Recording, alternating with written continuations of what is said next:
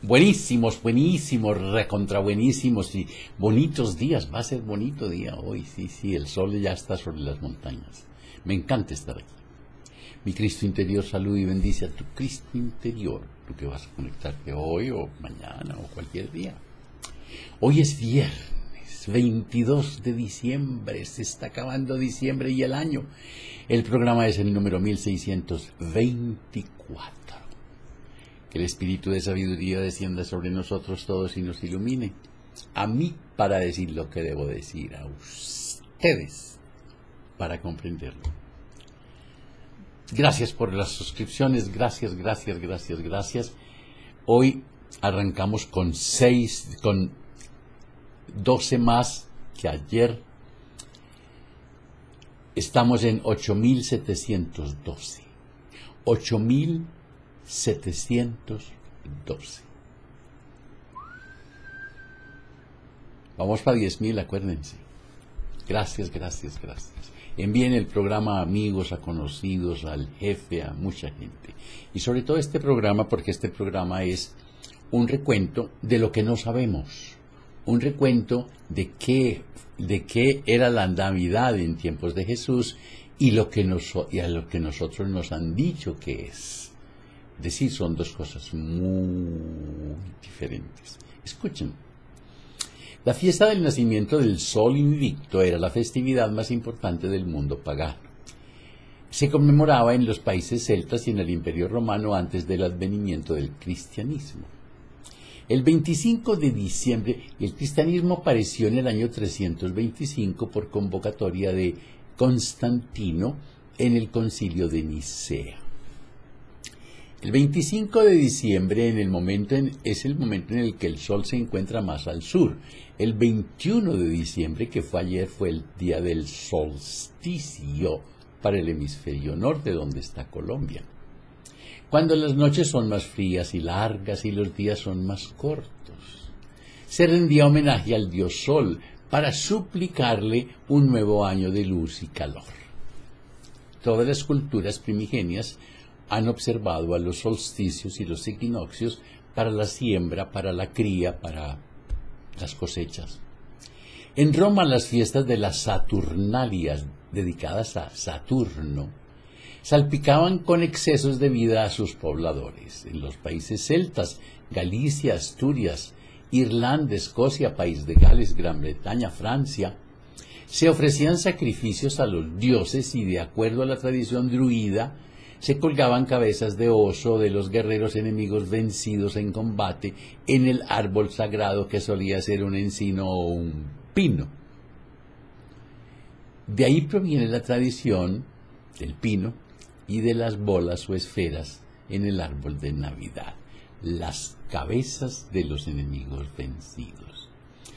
En ese tiempo remoto, los calendarios no eran precisos y se consideraba esa fecha como la del solsticio de invierno, cuando el sol está más en la posición más al sur en el firmamento.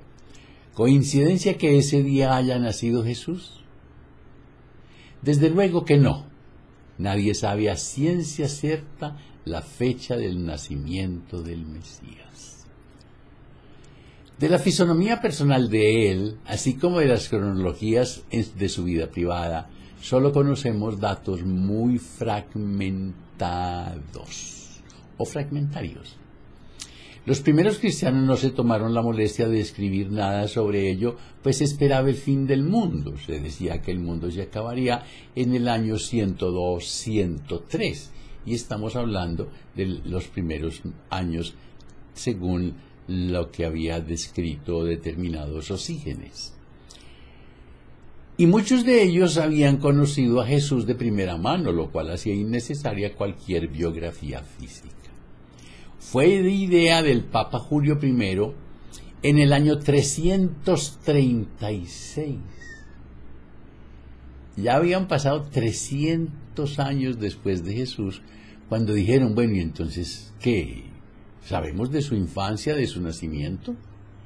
Al opacar las festividades paganas del sol naciente y ordenar a la comunidad cristiana conmemorar el nacimiento de Jesús el Cristo el 25 de diciembre. fue una decisión de Julio I. Así de sencillo. Pero ya habían pasado 330 años. Desde luego, esto no guarda ninguna relación con la fecha histórica del evento. Los primeros intentos de situar la fecha del nacimiento se hicieron en el siglo VI después de Cristo, por el monje Dionisio el Exiguo. Se le llamaba Dionisio el Exiguo, pero todavía no se sabe por qué. Unos escritores opinan porque era muy flaco, otros escritores opinan porque era muy pequeño. ¿Quién se equivocó en la cronología y el error persiste hasta nuestros días? Un error de 6 días. El nombre en arameo del Salvador es Joshua Bar Yosef. Y la traducción al castellano es Jesús, hijo de José. Hay que tenerlo en cuenta. Él nació en tiempos de paz bajo la vigilancia de las legiones romanas en Palestina, región situada al extremo oriental del imperio, territorio con 20.000 kilómetros cuadrados de superficie y una población aproximada de 1 millón de habitantes. Iba desde Portugal hasta la Mesopotamia. Tómese en cuenta que el Imperio Romano contaba con 100 millones de habitantes en esa misma época. Palestina estaba sometida al yugo romano desde el año 63 a.C., cuando las legiones de Pompeyo tomaron la ciudad de Jerusalén y ésta pasó a formar parte de la provincia de Siria. Se dan cuenta de que Jerusalén ha estado en conflictos desde siempre. Recurriendo a las fuentes originales encontradas, encontramos el Evangelio de San Lucas, el cual menciona que siendo gobernador de Siria el excónsul Cirino, el emperador César Augusto ordenó que los habitantes de Palestina deberían viajar con sus familias a su lugar de origen para ser empadronados, es decir, el censo. Cuando Publio Sulpicio Cirino fue gobernador de Siria, se registró un censo, pero este ocurrió en el año 6 de nuestra era. Dato que es corroborado por el historiador judío Flavio Josefo. Por otra parte, tanto el Evangelio de Lucas como el de Mateo sitúan el nacimiento de Jesús durante el reinado de Herodes el tetrarca, Herodes Grande, tetrarca de Galilea, Samaria, Judea e Idumea. Galilea, Samaria, Judea e Idumea. Esa era la tetrarquía, quien murió en el año 4 a.C. La fecha más concurrente que se deduce del Evangelio de San Lucas es la que menciona que Cristo tenía unos 30 años de edad durante el 25º año de reinado de César Augusto, quien inició su gobierno en el año 27 antes de nuestra era, lo cual implica, lo da un pasaje histórico a Mateo, referente a la visita de los magos de Oriente al recién nacido. Según el Evangelio, estos personajes partieron de su lugar de origen dirigidos hacia Occidente por una estrella luminosa. Nadie ha comprobado eso, nadie, pero sí no deja de ser un dato curioso. Considerando las posibilidades de transporte de ese tiempo y las prohibiciones de traslado en las fronteras del imperio, es probable que los viajeros fuesen astrónomos persas del culto de Zaratustra, dado que la religión imperante en esa región era la de Zoroastro. A los sacerdotes de esa religión se les llamaba en idioma persa mag, y de ahí viene la palabra los magos. A los sacerdotes se les llamaba Magú. Por otro lado, se registran 2 acontecimientos celestes notables: el paso del cometa Halley en el año 12 a.C.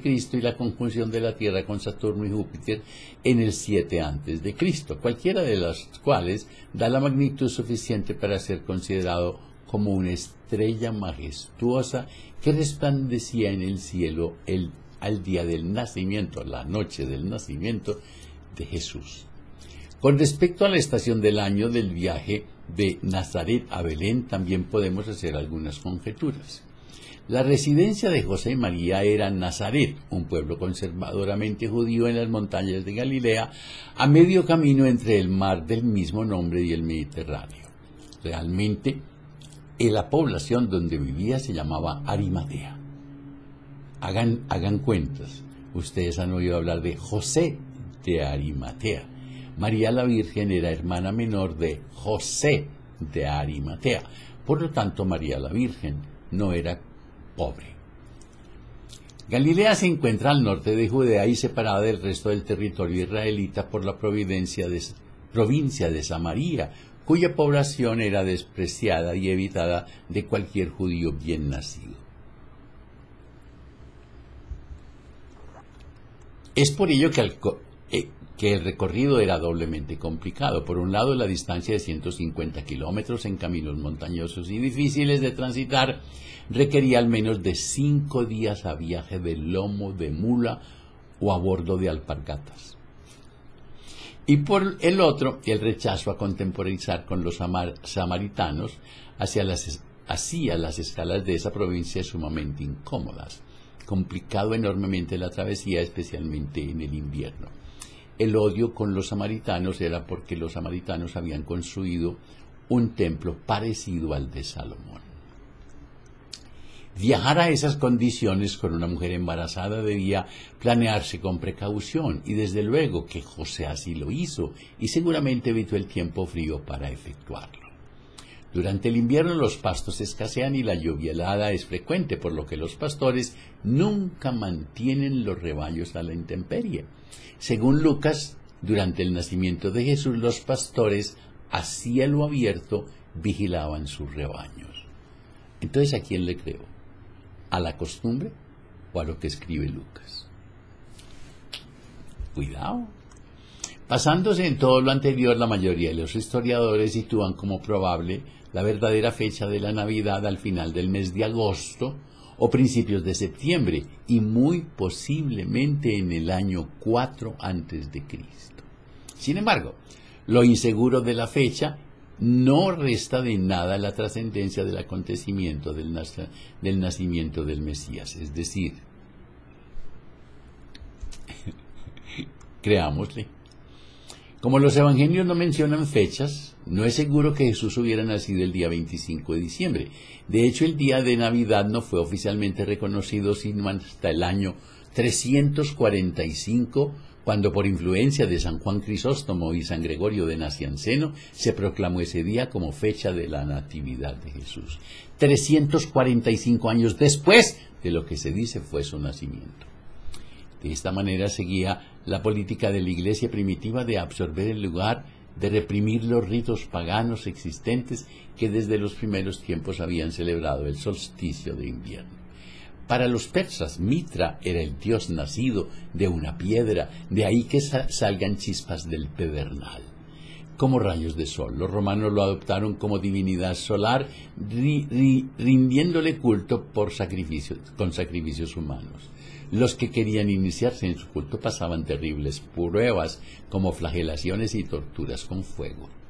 Las mitraicas, fiestas en su honor, se celebraban el 25 de diciembre. Fíjense que hay una concurrencia de datos. La fiesta pagana más estrechamente asociada con la Natividad era la Saturnalia, también llamadas Saturnales. Se celebraban entre el 17 y el 23 de diciembre en honor a Saturno, dios de la agricultura. A la luz de velas y antorchas se celebraba el fin del período más oscuro del año y el nacimiento del Sol Invictus. Es decir, coincidía con la entrada del Sol en el signo Capricornio o solsticio de invierno. Eran 7 días de bulliciosas diversiones, banquetes, regalos, derroche de todo. ¿Por qué? Porque los campesinos, los agricultores y los criadores de ganado tenían estas fechas como propias para hacer sus cosechas o preñar sus ganados. Todo esto tuvo un abrupto final en Gran Bretaña cuando en 1552 los puritanos prohibieron la Navidad, aunque volvió a Inglaterra en 1660 con Carlos II. La Navidad, tal como la conocemos hoy, es una celebración del siglo XIX. El Belén o nacimiento proviene de Italia. El pesebre, mejor dicho.